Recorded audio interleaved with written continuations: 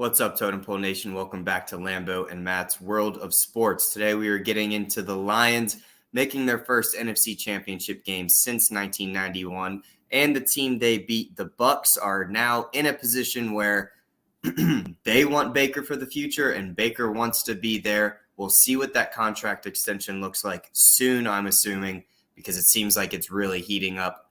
Shout out to Sideline Sports Network, as always. Make sure to like, comment, subscribe. Our socials are scrolling in the ticker if you wanted to give us a follow, as well as TotemPoleNation.com, which is where you can get your gear, like that hat, like other hats, like T-shirts, long-sleeve shirts, hoodies, bags. We got it all. Make sure to visit there. Let's get into this.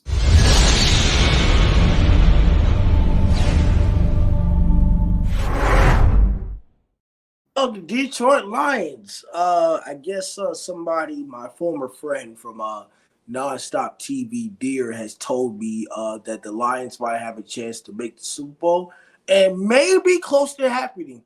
All right. I'm wrong for right now. I picked the Bucs to beat the Lions, obviously, but hey, the Lions, they're at home. They won. They took advantage, obviously, that run game with Jahmyr Gibbs. Great. Dan Campbell, very aggressive. The Bucs did what they could do, but the Lions going to the NFC Championship game is a great story.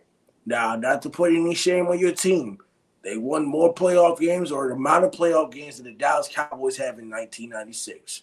I'm just speaking facts, and I'm not throwing shade. But are you shocked that the Lions are in the NFC Championship game? Are you shocked? Or is this a good story for the NFL?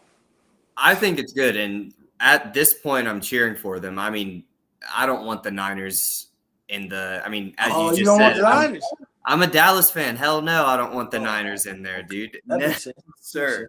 And I know there was all like the drama earlier this year with the Lions and Cowboys. I don't care. Like, they whined for a while, and now they've made it farther in the playoffs than we have since like 97. So cheers to them. And I'm cheering for them way over the Niners.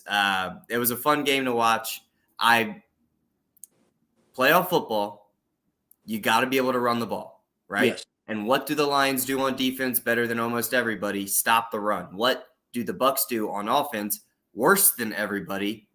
Run the ball. So I wasn't completely shocked with the outcome of the game. The first interception on Baker was not his fault. The second one, I think he just got baited into it. I think the linebacker knew where the receiver was going to break the whole time, and he just waited till the ball was, there, and he went up and got it. Pretty athletic play by a Mike. We don't really see that too much except for, Fred Warner and a couple other guys. But so, Baker played great. At the end of the day, cheering for the Lions in the NFC Championship game. Baker Mayfield.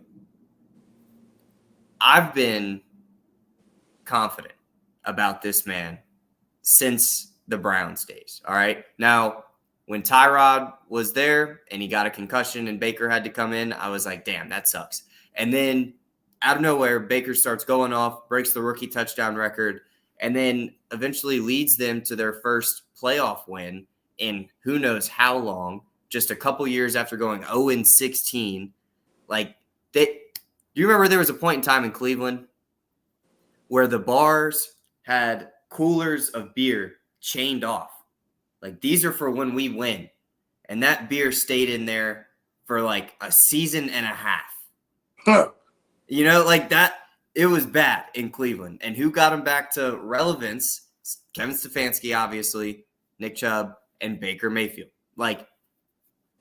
And they just gave up on him, and they did him dirty. Now, he's bounced around, and he's found a home, and he has, without a doubt, earned it. Now, if we did a redraft, do we still think he's the number one pick out of that draft? No, obviously not. No. But like you said, and like it says in the title of this video, he has earned an extension down there. Like, the Bucs would not be ready to give him, the quarterback market is so up now. He's going to have to be getting more than probably Daniel Jones, right? You would think. Get more than Daniel Jones. I agree. Jones ain't shit. I agree. But Daniel Jones is getting $40 million a year. How many playoff games has Daniel Jones won? One. No, he They didn't. beat the No, Vikings they beat the one. Vikings. They beat the Vikings. They Yeah. say he won one playoff game and gets a $40 million extension, but Baker Mayfield's won the same amount of playoff games. He won two. Won the same amount of playoff games he did with two different teams. Yeah.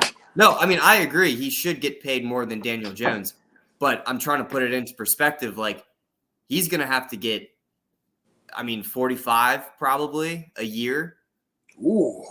You think the Bucs will sign for that?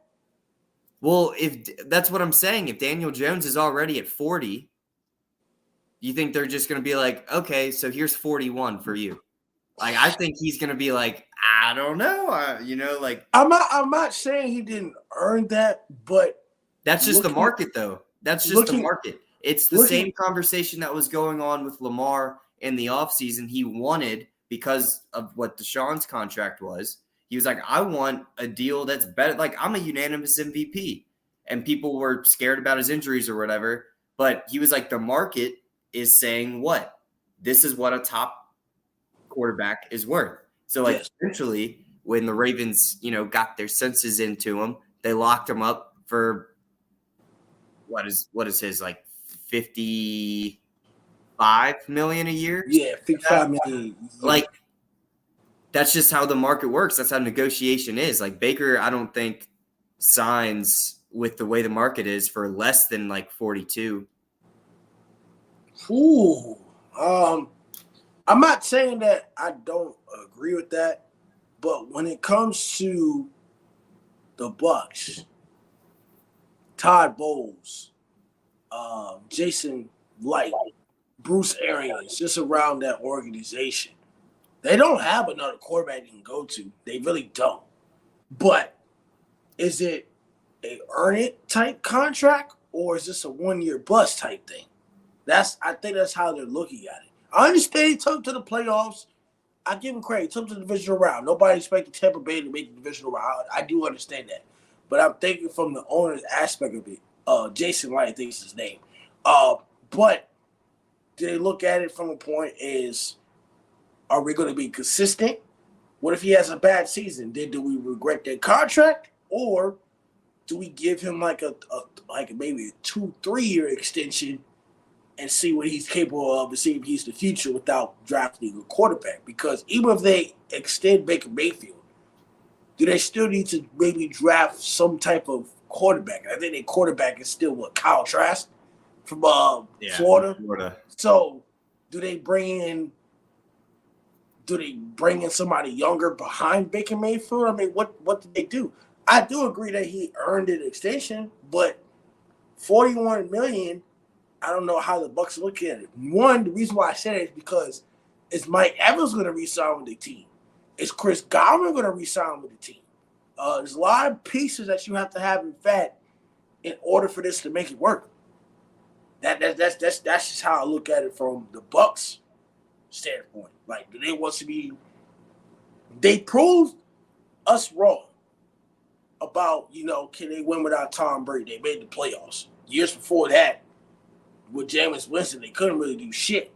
So I do understand from Baker Mayfield's point, yeah, I've earned a contract extension.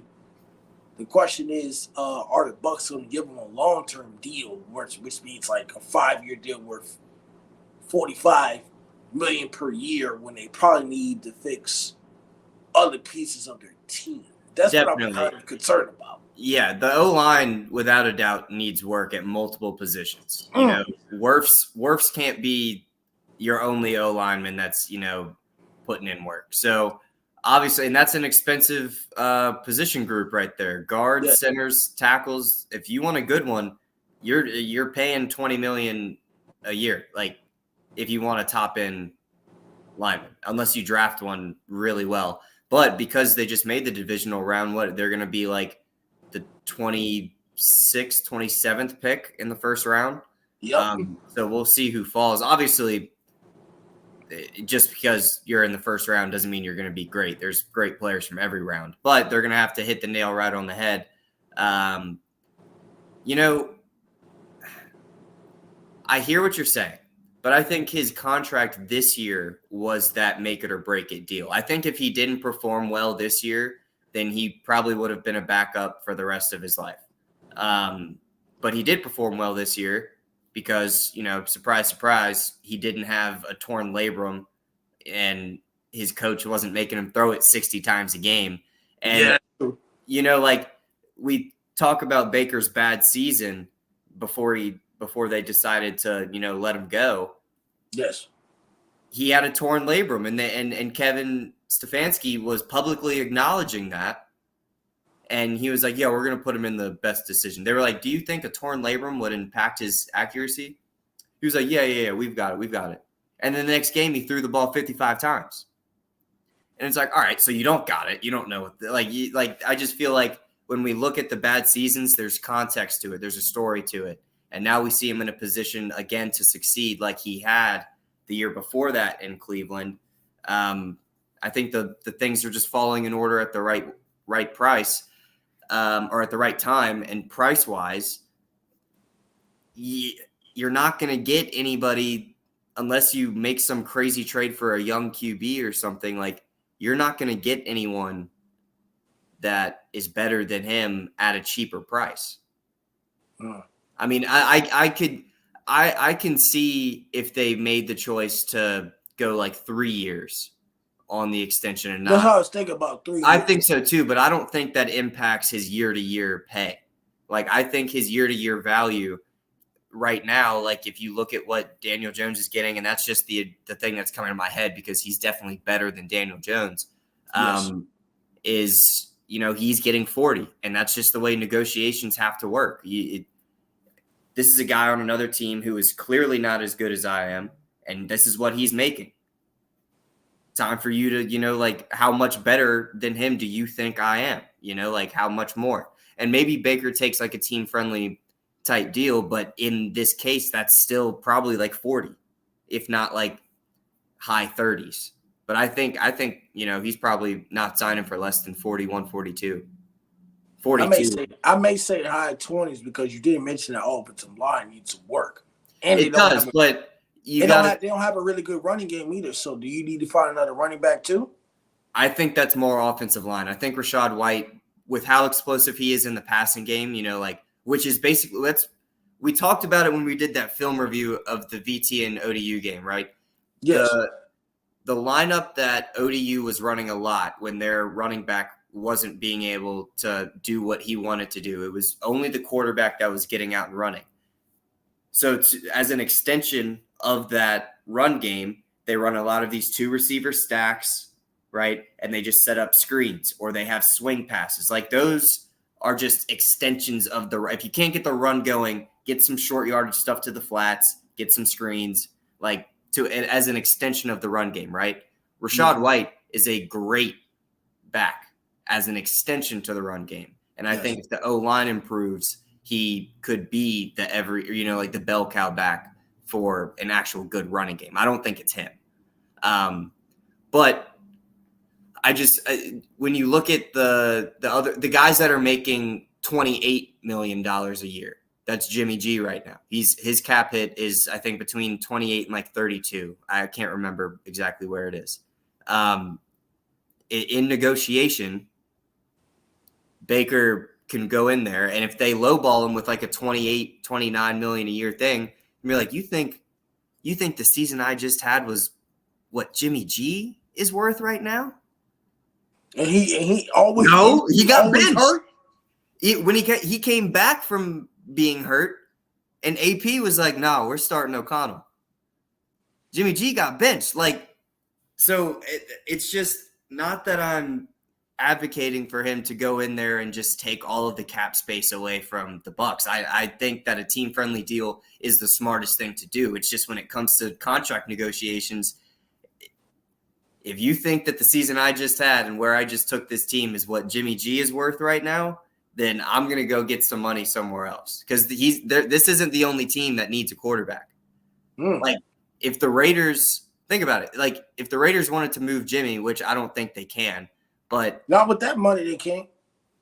Right. $28 million a year for Jimmy G is Poor star Jimmy. Yeah, that's wild. But you know what I'm saying? There's multiple teams out there. The Vikings, who knows what they're going to do with Kirk? Oh. right? Like there's other teams that he could definitely end up at for a bigger chunk of change if they wanted to lowball him. Woo! Well, we'll see where this goes, but we want to congratulate the Detroit Lions for getting to the NFC Championship game for the first time since 1991, also winning the NFC North for the first time since 1993. So the Lions is a great story. I might be proven wrong if they go to the Super Bowl. Obviously, I will announce my pick later this week who I think these two teams will win. But it's the Lambo and basketball sport. Don't forget to like, comment, and subscribe to Total Pro Nation. Get your merch. We want to thank you, Silent Sports Network, for the platform. Y'all have a great day and take care.